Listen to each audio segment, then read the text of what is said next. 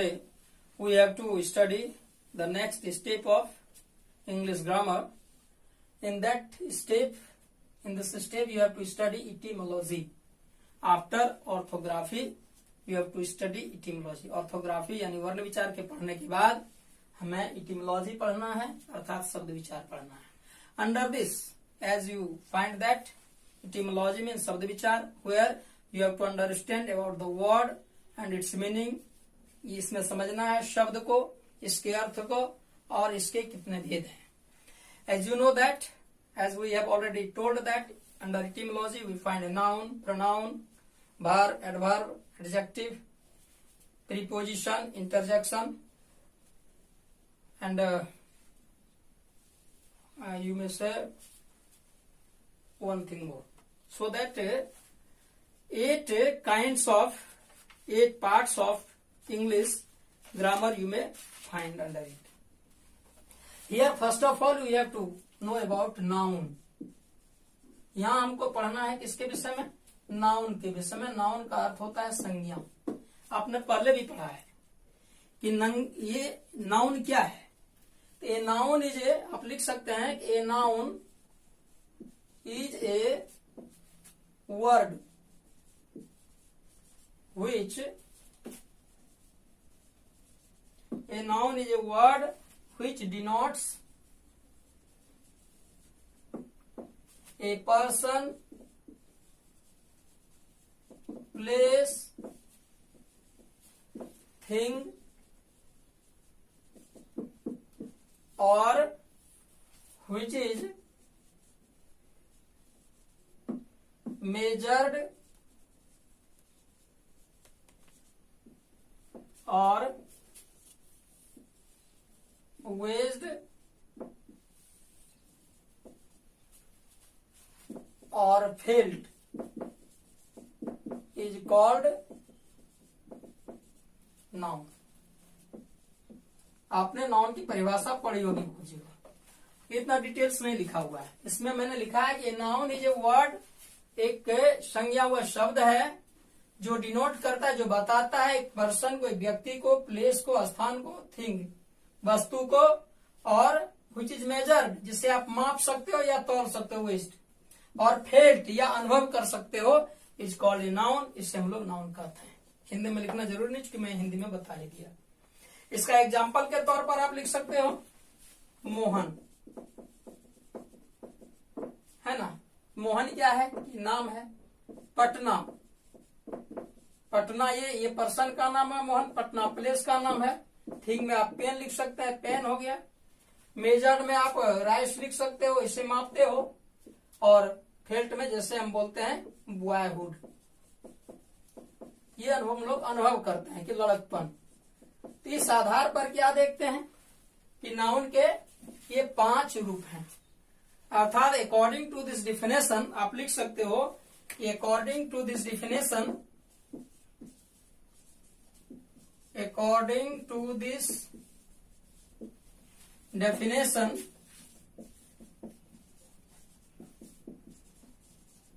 noun has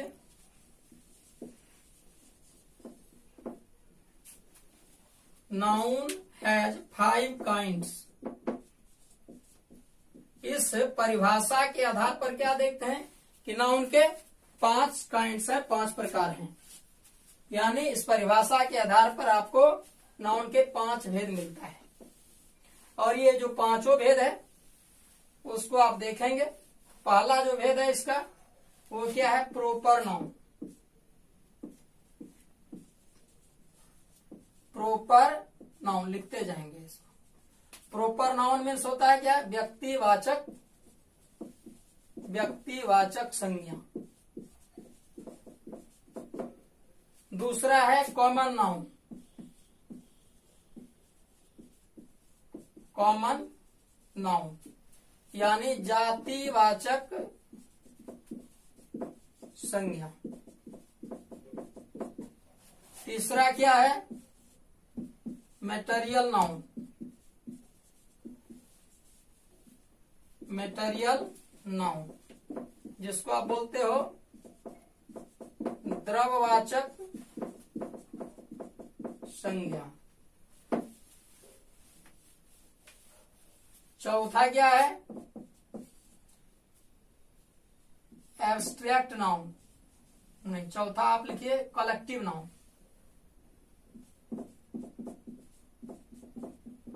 collective noun यानी समूहवाचक संज्ञा। और पांचवा एब्स्ट्रैक्ट नाउन। एब्स्ट्रैक्ट नाउन यानी भाववाचक संज्ञा। ठीक है, ये 5 तरह के नाउन हैं उस परिभाषा के आधार पर। उसमें व्यक्ति को देखा था आपने, व्यक्तिवाचक नाउन देखा था, जातिवाचक देखा था, से क लिखे होंगे हम।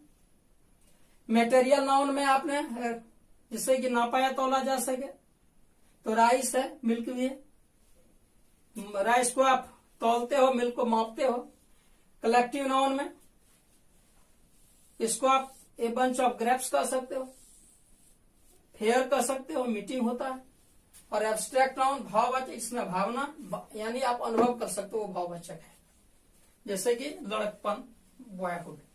तो इस तरह से नाउन के 5 भेद हैं। तो एक एक करके हम लोग इसका डेफिनेशन जानेंगे।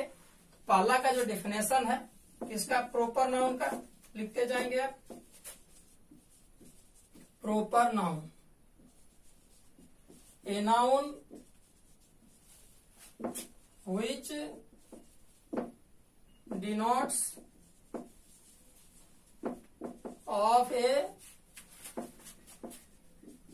particular place or person. A noun which denotes of a particular place or person is called proper noun.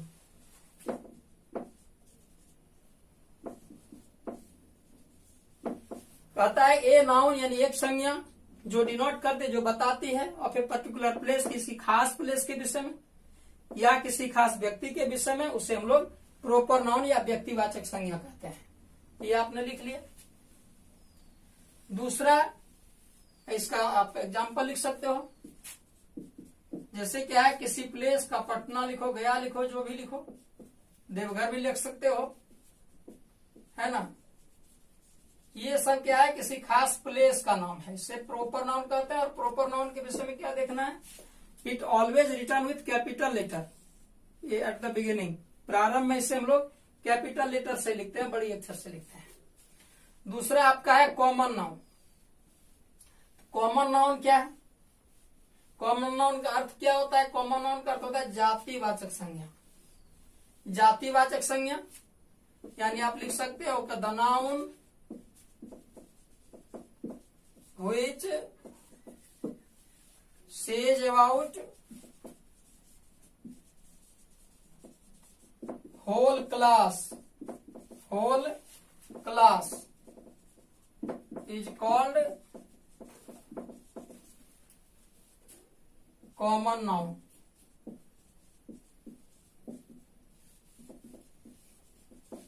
अर्थात हुआ कि वह संज्ञा, द नाउन, इससे जो कहता है अबाउट द होल क्लास, पूरे समुदाय के विषय में, पूरी जाति के विषय में, उसे हम लोग कॉमन नाउन कहते हैं। जैसे कौ, एग्जाम्पल के तौर पर लिख सकते हो कौ। कौ यानी गाय, तो गाय कहने से पूरी गाय जाति का बोध हो जाता है।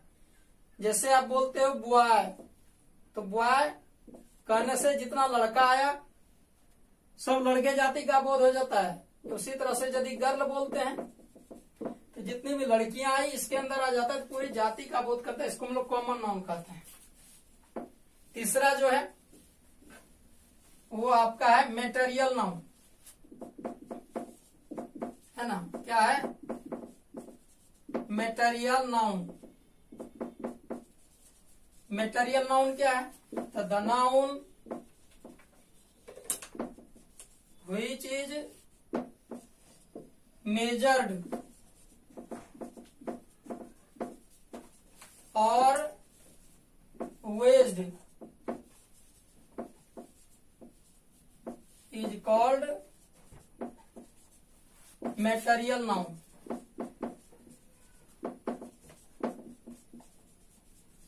For example rice, oil etcetera. क्या है कि मेटेरियल नाउन यानी द्रव्यवाचक संज्ञा, द नाउन यानी वह संज्ञा which is measured जिसे मापा जाता है, वेज दिया तौला जाता है, इज कॉल्ड मेटेरियल नाउन, उसे हम लोग द्रव्यवाचक संज्ञा कहते हैं। जैसे राइस है, ऑयल तेल है, तो हम लोग राइस को तौलते हैं यानी वेस्ट करते हैं, और ऑयल को मापते हैं यानी मेजर करते हैं। उसी तरह से क्लॉथ उसमें आ जाएगा। चौथा जो है इसका वो क्या है, चौथा आपका कलेक्टिव नाउन है। कलेक्टिव नाउन, कलेक्टिव नाउन का अर्थ क्या होता है, आप पढ़ चुके हैं उधर, समूहवाचक संज्ञा, अर्थात the noun which indicates, the noun which indicates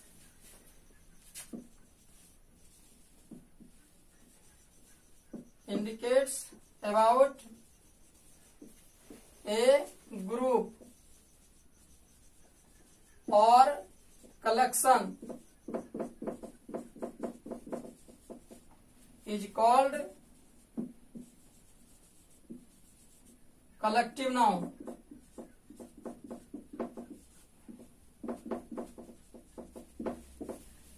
For example, fair,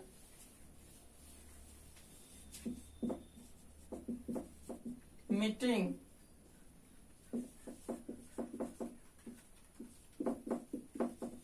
etcetera. तीसरा है, ये चौथा आपका कलेक्टिव नाउन यानी समूहवाचक संज्ञा, द नाउन व्हिच इंडिकेट्स, वह संज्ञा जो इंडिकेट करता है, जो बताता है, अबाउट ए ग्रुप, किसी एक समूह के विषय में, या कलेक्शन या संग्रह के विषय में, इज कॉल्ड कलेक्टिव नाउन, जिसे हम लोग कलेक्टिव नाउन कहते हैं। जैसे कि मेला, मेला में बहुत सारे लोग रहते हैं, मीटिंग में भी बहुत सारे लोग रहते हैं, इसलिए इसे हम लोग कलेक्टिव नाउन बोलते हैं। और अंतिम जो इसका पांचवा भाग है और अंतिम है, वो आपका है क्या, एब्स्ट्रैक्ट नाउन, है ना। क्या है, एब्स्ट्रैक्ट नाउन, जैसे आप जानते हो भाववाचक संज्ञा, the noun which is failed is called abstract noun.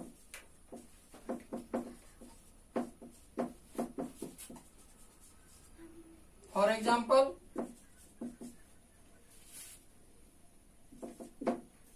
Oldness, boyhood etcetera.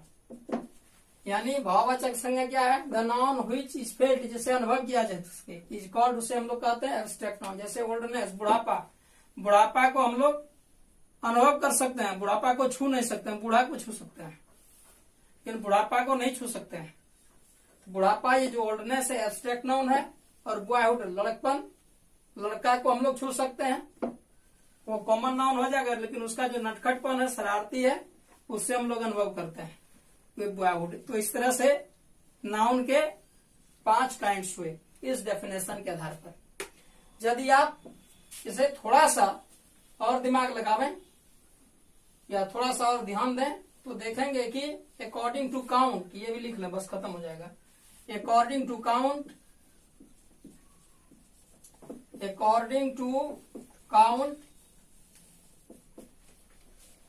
noun has 2 kinds, number 1 collective noun, number 1 countable noun,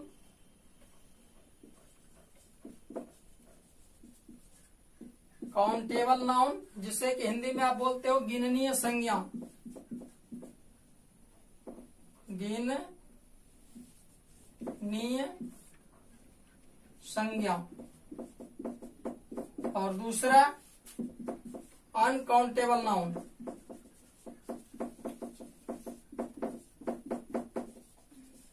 यानी अगिननीय संज्ञा। बिल्कुल ही स्पष्ट है कि अकॉर्डिंग टू काउंट यानी गिनती के आधार पर नाउन हैज टू काइंड, संज्ञा के दो भेद होते हैं। पहला है काउंटेबल नाउन जिसे आप गिन सकते हैं, काउंट मीन्स गिनना, और दूसरा अनकाउंटेबल नाउन और इसे ना गिनना जिसे आप गिन नहीं सकते हैं। तो यदि इस डेफिनेशन को देखें तो डेफिनेशन भी लिख सकते हैं आप। नंबर 1 का लिख लीजिए काउंटेबल नाउन का। Countable noun, the noun which is counted is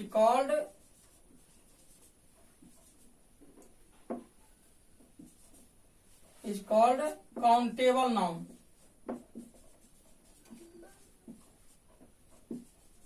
जिसे आप गिन सकते हो उससे क्या कहते हैं, काउंटेबल नाउन कहते हैं। इसके अंतर्गत कौन कौन नाउन आता है, तो आप देखो प्रॉपर नाउन को गिन सकते हो, यानी व्यक्तिवाचक संज्ञा को गिन सकते हो ना। फिर है कॉमन नाउन, जातिवाचक को भी गिन सकते हो, जैसे गाय है, गाय को हम लोग गिन ही सकते हैं। कलम है, कलम को भी गिन सकते हैं। और तीसरा है कलेक्टिव नाउन, यानी समूहवाचक। आप कहेंगे समूहवाचक कैसे गिनेंगे, जैसे हम बोलते हैं ए ग्रुप ऑफ स्टूडेंट्स, बहुत सारे स्टूडेंट, और वहां यदि हम लिख देंगे एक ग्रुप ऑफ स्टूडेंट्स यानी विद्यार्थी का एक समूह, तो वो काउंट हो जाएगा। काउंटेबल नाउन ये कॉमन नाउन में हम लोग गिन ही सकते हैं, और प्रॉपर नाउन, तो ये 3 नाउन इसके अंतर्गत आ जाता है। तो ये आपके यानी प्रॉपर नाउन में आप राम यदि लेते हैं ये गिना जाएगा, कॉमन नाउन में कौ लेते हैं ये गिना जाएगा, और इसमें आप एक ग्रुप ऑफ स्टूडेंट लिख सकते हैं, एक ग्रुप ऑफ स्टूडेंट्स, ये भी गिना जाएगा। तो इस तरह से ये आपका काउंटेबल नाउन हो गया। और फिर दूसरा इसका क्या है, अनकाउंटेबल नाउन, इसको भी लिख लीजिए अनकाउंटेबल नाउन।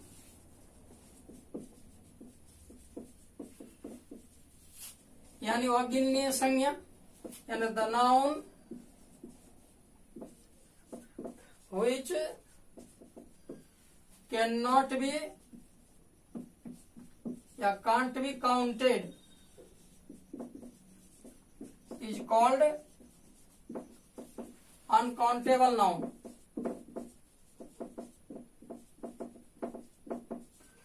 अनकाउंटेबल नाउन यानी the noun which can not be counted, वह संज्ञा जिसे काउंट किया नहीं जा सकता, गिना नहीं जा सकता, उसे अनकाउंटेबल नाउन कहते हैं। और इसके अंतर्गत अब 2 नाउन बच गया। क्या बचा एग्जांपल के तौर पर, इसमें बचा मटेरियल नाउन और एब्स्ट्रैक्ट नाउन।